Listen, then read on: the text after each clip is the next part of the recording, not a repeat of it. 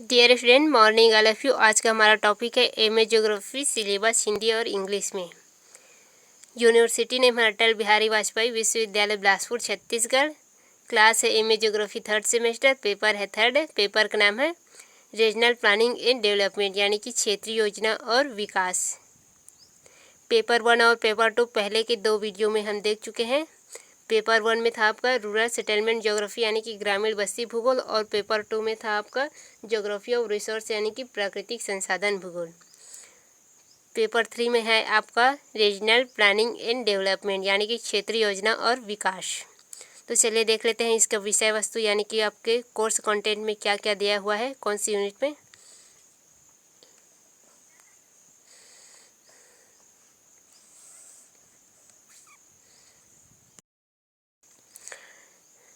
क्षेत्रीय योजना और विकास के यूनिट फर्स्ट। सबसे पहले इसका इंग्लिश सिलेबस लिख लेते हैं ताकि कोई मैच करना चाहे अपना सिलेबस तो मैच कर सकते हैं।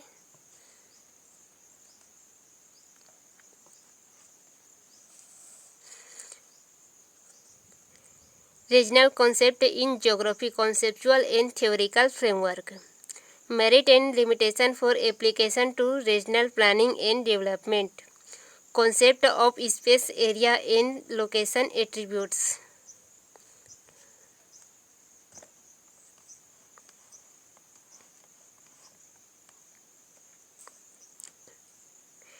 Types of region, formal and functional, uniform and nodal, single purpose and composite.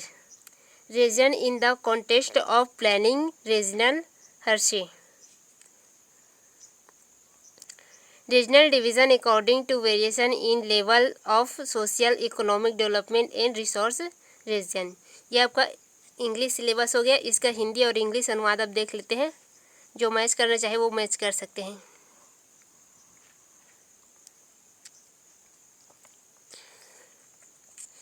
Regional concept in geography यानी कि भूगोल में क्षेत्रीय अवधारणा।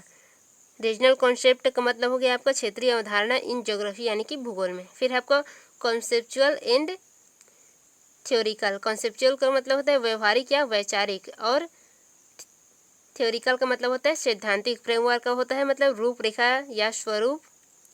तो यहाँ पर इसका मतलब होता है रूपरेखा, या इसको संरचना भी कहते हैं फ्रेमवर्क को। तो यह हो गया आपका regional concept in geography, conceptual and theoretical framework यानी कि भूगोल में क्षेत्रीय अवधारणा। किससे संबंध में? वैचारिक और सैद्धांतिक रूपरेखा के संबंध में, यानी कि व्यवहारिक और सैद्धांतिक रूपरेखा या संरचना का अध्ययन इसमें करेंगे। फिर आपका merits and limitation for application to regional planning and development. Merits का मतलब होता है गुण और लिमिटेशन का मतलब होता है सीमाएं। For application to regional planning and development, application किसके लिए है? आपके जो रीजनल प्लानिंग है यानी कि क्षेत्रीय योजना है और विकास है उसके संदर्भ में। तो इसका पूरा अर्थ क्या हो गया? Merit and limitation for application to regional planning and development यानी कि क्षेत्रीय योजना और विकास के लिए आवेदन पत्र के गुण और सीमाएं। यानी कि आपकी क्षेत्रीय योजना और विकास के लिए जो आवेदन पत्र हमारे क्षेत्रीय विकास के लिए डालते हैं उसकी कुछ गुण होते हैं, उसके महत्व होते हैं और उसकी कुछ निश्चित सीमा होती है। फिर आपका थर्ड पॉइंट है यूनिट फर्स्ट का concept of space area and location attributes. Attributes का मतलब होता है विशेषताएं, लोकेशन का मतलब होता है स्थानीय, एरिया का मतलब हो गया क्षेत्र, स्पेस का मतलब हो गया अंतरिक्ष, कॉन्सेप्ट का मतलब हो गया अवधारणा। तो इसका पूरा अर्थ क्या होगा? कॉन्सेप्ट ऑफ यानी कि अवधारणा की हो जाता है इसका अर्थ। तो इसका पूरा अर्थ देख लेते हैं। Concept of space area and location attributes यानी कि अंतरिक्ष, क्षेत्र और स्थानीय विशेषताओं की अवधारणा। फिर आपका थर्ड पॉइंट देख लेते हैं टाइप्स ऑफ रीजन यानी कि क्षेत्र के प्रकार, इसके बारे में देखेंगे हम। फॉर्मल एंड फंक्शनल यानी कि आपके औपचारिक और कार्यात्मक। यूनिफॉर्म एंड नोडल यानी कि सामान्य और केंद्रीय। यूनिफॉर्म जो है आपके समानार्थी शब्द है, इसका अर्थ वर्दी या ड्रेस से नहीं वरन सामान्य रूप या सामान्य अर्थ से है। यानी कि आपके क्षेत्र के जो सामान्य रूप है या सामान्य अर्थ है उससे लिए गए हैं यहाँ पर। तो यूनिफॉर्म का मतलब होता है सामान्य और नोडल का मतलब हो गया केंद्रीय। सिंगल पर्पस इन कंपोजिट यानी कि सामान्य उद्देश्य और समग्र उद्देश्य यानी कि सार्वभौमिक उद्देश्य। Regional in the context of regional planning, regional Hershey. तो रीजनल हर्सी का मतलब क्या होता है? क्षेत्रीय वर्गीकरण। हर्सी का मतलब होता है वर्गीकरण। और यहाँ पर regional in the context of planning, यानी कि कॉन्टेक्स्ट ऑफ का मतलब होता है संदर्भ में, रीजनल का मतलब होता है क्षेत्रीय और प्लानिंग। तो आपकी जो क्षेत्रीय योजना है उसके संदर्भ में क्या क्षेत्रीय वर्गीकरण कर दिखाया गया है। तो इसका पूरा अर्थ क्या होगा, types of regional, formal and functional, uniform and nodal, single purpose and composite, regional in the context of planning, regional Hershey. तो इसका पूरा अर्थ हो गया औपचारिक और कार्यात्मक क्षेत्र के प्रकार, यहाँ तक के। फिर आपका क्षेत्रीय वर्गीकरण योजना के संदर्भ में क्षेत्र, ये यहाँ से यहाँ तक के दिया हुआ है ये पॉइंट। फिर आपका सामान्य और केंद्रीय, एकल और समग्र उद्देश्य, तो इन सभी के संदर्भ में सामान्य और केंद्रीय, एकल और समग्र उद्देश्य जो है वो यूनिफॉर्म एंड नोडल से लेकर के आपके कॉम्पोजिट तक के दिया गया है। तो ये पॉइंट सेकेंड हो गया। अब अगला पॉइंट देख लेते हैं यूनिट फर्स्ट के, रीजनल डिवीज़न, यानी कि आपके क्षेत्रीय विभाजन है according to variation in levels of social economic development and resource regions, यानी कि इसमें आपको क्या दिखाया गया, क्षेत्रीय विभाजन किसके आधार पर है, आर्थिक सामाजिक विकास और संसाधन के क्षेत्र जो स्तर है और उसकी विभिन्नता है इसके आधार पर। तो रीजनल डिवीज़न यानी कि क्षेत्रीय विभाजन according to variation in the level of social economic development and resource regions, यानी कि सामाजिक आर्थिक विकास और संसाधन क्षेत्रों के स्तरों में, लेवल इन स्तरों में भिन्नता के अनुसार, यानी कि वेरिएशन, भिन्नता के अनुसार क्षेत्रीय विभाजन, ये इसका पूरा अर्थ हो गया। तो यूनिट 1 का आपका पूरा हिंदी इंग्लिश दोनों अनुवाद कंप्लीट। अब यूनिट 2 में जाते हैं। आपके इस पेपर का सिलेबस थोड़ा लंबा दे दिया है, यानी कि बड़े रूप में है, तो आप इसे 2-3 बार दिखेंगे तो समझ में आ जाएगा, एक बार दिखेंगे तो मेरे ख्याल से उतना ज़्यादा समझ में नहीं आएगा। तो आपका यूनिट 2 देख लेते हैं, पहले इंग्लिश फिर Hindi. Regional development theories, theories of Myrdal and Hirschman, Frank theories under development, special purpose region, river valley region, metropolitan region, problem region, hill region, tribute region and of droughts and floods. ये हो गया आपका English, आप match कर सकते हैं। अब इसका हिंदी इंग्लिश दोनों देख लेते हैं। रीजनल डेवलपमेंट थ्योरीज यानी कि आपके क्षेत्रीय विकास के सिद्धांत है। इसमें थ्योरीज ऑफ मिरडाल यानी कि आपके जो मिरडाल ने जो सिद्धांत दिया है उसके बारे में, और हिर्समैन यानी कि हिर्समैन एक विद्वान है और मिरडाल भी एक विद्वान है, उनके जो थ्योरी है उसके बारे में अध्ययन करना है। फिर आपका फ्रैंक्स भी एक विद्वान है, उन्होंने अपना एक थ्योरी दिया था जिसे अंडर डेवलपमेंट यानी कि आवश्यकता या निर्भरता है।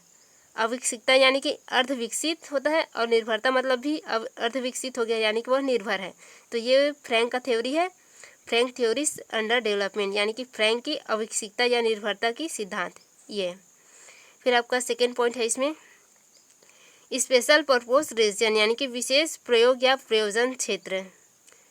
आपके जो क्षेत्रीय विकास के सिद्धांत है उसके अंतर्गत स्पेशल यानी कि विशेष प्रयोग क्षेत्र या प्रयोजन क्षेत्र आ गए इसमें। तो वह कौन कौन से हैं प्रयोग क्षेत्र या प्रयोजन क्षेत्र, वो है नदी घाटी रीजन यानी कि नदी घाटी क्षेत्र हो गया। फिर है मेट्रोपॉलिटन सिटी यानी कि मेट्रोपॉलिटन क्षेत्र या रीजन, ये कौन कौन से हैं आपके, मुंबई है, दिल्ली है, कोलकाता है, इसे मेट्रोपॉलिटन या महानगर कहा जाता है। फिर आपका प्रॉब्लम रीजन यानी कि क्षेत्रीय समस्याएं, वो समस्या कौन कौन से क्षेत्र में है आपके, हिल्स रीजन यानी कि पहाड़ी क्षेत्र में, ट्रिब्यूटल्स रीजन यानी कि आपके जनजातीय क्षेत्र, ऑफ ड्रट्स यानी कि जनजातीय क्षेत्र की संकट, और एंड फ्लोट्स यानी कि बाढ़ क्षेत्र। तो इसका पूरा अर्थ क्या हो गया, क्षेत्रीय समस्या पहाड़ी क्षेत्र, जनजातीय क्षेत्र संकट और बाढ़ क्षेत्र, इसका अध्ययन होगा इसमें। यह हो गया आपका यूनिट 2। यूनिट 2 का आपका जो कोर्स कंटेंट है वो छोटा है यानी कि विषय वस्तु छोटा है, आपके यूनिट 1 का ही बड़ा था, उसे 2-3 बार देख लीजिएगा, समझ में आ जाएगा।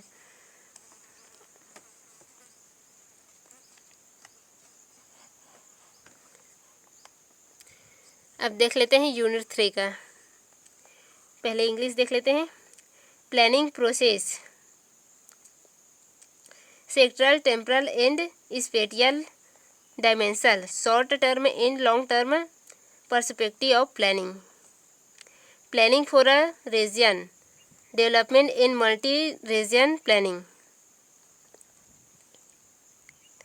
इन directors of development in there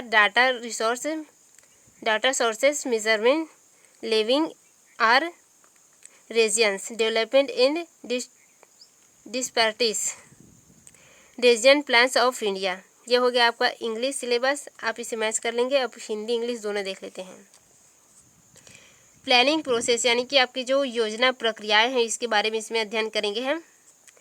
आपका सेक्टरल यानी कि क्षेत्रीय, टेम्परल मतलब होता है अस्थायी, और स्पेटियल का मतलब होता है स्थानिक, और डायमेंशनल का मतलब होता है आयाम। तो आपका इसमें क्या हो गया, क्षेत्रीय, अस्थायी और स्थानिक आयाम। फिर दिया है आपका short term and long term यानी कि अल्पकालीन रूप और दीर्घकालीन रूप, और पर्सपेक्टिव ऑफ प्लानिंग यानी कि आपकी जो योजना के है वो दृष्टिकोण या परिप्रेक्ष्य कहते हैं, उसको दृष्टिकोण भी कहते हैं, परिप्रेक्ष्य भी कहते हैं। तो इसका पूरा अर्थ क्या हो जाएगा, प्लानिंग प्रोसेस यानी कि योजना प्रक्रिया, sectoral, temporal and spatial dimension, short term and long term perspective of planning यानी कि क्षेत्रीय, अस्थायी और स्थानिक आयाम योजना का अल्पकालीन और दीर्घकालीन परिप्रेक्ष्य या दृष्टिकोण। फिर आपका planning for a regions development in multi regions planning यानी कि आपके सामाजिक विकास और बहुक्षेत्रीय नियोजन के लिए योजनाएं बनाना या तैयार करना। फिर है indicators of development and their data source measuring living are region development and disparities यानी कि जीवन या क्षेत्रीय विकास। यहाँ पर दिया है लाइव्स आर रीजन डेवलपमेंट, जीवन या क्षेत्रीय विकास, एंड डिस्पैरिटीज यानी कि असमानताओं के बारे में। यहाँ पर मेजरमेंट दिया है, मेजरिंग यानी कि मापने वाली, और फिर दिया है विकासीय, और इसका मतलब होता है इंडिकेटर्स मतलब संकेतक। तो इसका पूरा अर्थ क्या हो जाएगा, indicators of development in their data resource measuring lives in reason development and disparities यानी कि जीवन या क्षेत्रीय विकास और असमानताओं को मापने वाले विकास के संकेतक और उसके डेटा स्रोत। जीवन और क्षेत्रीय विकास की असमानताओं को मापने वाले, यहाँ पर दिया हुआ है live in reason development and disparities यानी कि आपके जो विकास और असमानता और मापने वाले, यहाँ पर दिया है रिसोर्स जो है ये मेजरिंग यानी कि मापने वाले जो रिसोर्स है वो, संकेतक ये है आपके इंडिकेटर्स का मतलब होता है संकेतक। तो ये इसका पूरा अर्थ हो गया, जीवन या क्षेत्रीय विकास और असमानताओं को मापने वाले विकास के संकेतक और उसके डेटा स्रोत। फिर आपका नेक्स्ट पॉइंट है रीजनल प्लानिंग ऑफ इंडिया यानी कि आपकी भारत की जो क्षेत्रीय योजनाएं हैं उसके बारे में अध्ययन करेंगे इसके अंत में। यह हो गया आपका यूनिट 3। यदि आपको किसी भी यूनिट में किसी भी प्रकार की समस्या आए तो आप वीडियो के डिस्क्रिप्शन लिंक में जो व्हाट्सएप ग्रुप लिंक है वहाँ पर ज्वाइन हो जाएंगे, और वहाँ पर ज्वाइन होकर अपनी जो समस्या है वो कमेंट करेंगे या शेयर करेंगे, हम उसका समाधान निकालेंगे या उसे हल करने का प्रयास ज़रूर करेंगे। अब देख लेते हैं यूनिट 4। पहले इसके इंग्लिश देख लेते हैं फिर हिंदी देखेंगे, इसे 2 पार्ट में दिया गया है। पहला देख लेते हैं यूनिट 4 का, concept of multi level planning.